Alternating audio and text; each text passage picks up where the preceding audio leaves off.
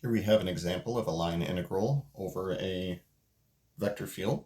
I would like to evaluate the line integral over the curve C of f dot dr, where f is going to be defined as the vector field x for the I component, y for the j component, and xy for the k component. And the curve that we're going to be using is going to be this helical curve, which will rotate in the xy direction and move linearly in the z direction. Additionally, let's throw some bounds on here. Say that t goes from 0 to pi.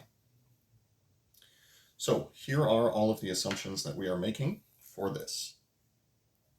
The three component functions that we see here are going to be referred to as x of t, y of t, and z of t.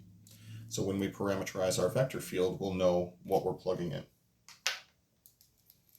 So we're making the assumption that f of xyz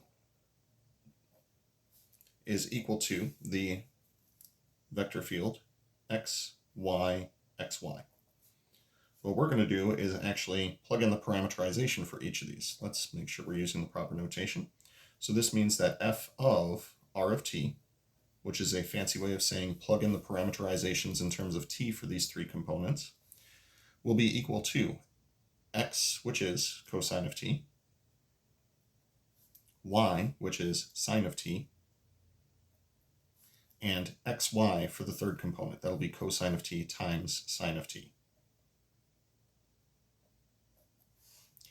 Additionally, we want to figure out what dr is going to be equal to. Dr is going to be r prime of t dt, which is a fancy way of saying go back to r and differentiate this. So differentiating the three component functions, cosine of t will become negative sine of t. Sine of t will become cosine of t, and 1 will simply be, t will simply become 1 dt. So when I dot these two guys together, f dot dr, we'll multiply the corresponding components together and then add up the result. This will be cosine of t times negative sine of t plus sine of t times cosine of t plus cosine of t sine of t times 1.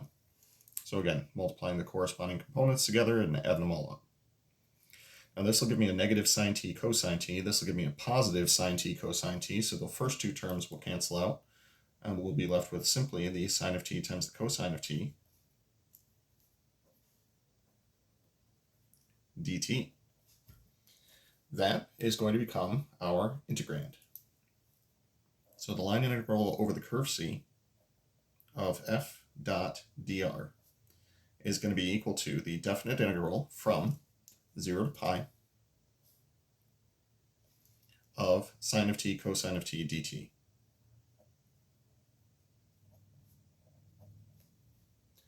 Now this can be evaluated in one of three different ways. I would say the most straightforward way is going to be with a u substitution, where u is equal to the sine of t, and du is going to be equal to the cosine of t dt.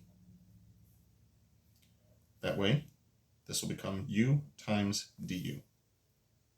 And if you substitute your bounds as well, t is equal to 0, so u will be equal to the sine of 0, and t equals pi will become u equals the sine of pi. Now I don't need to do anything because the bounds go from 0 to 0. That's going to be equal to 0. So the amount of work that's done on this helical path through this vector field is going to be 0. Now this doesn't mean that no work was done in the process. It means that the amount of positive work and the amount of negative work that were done will balance each other out.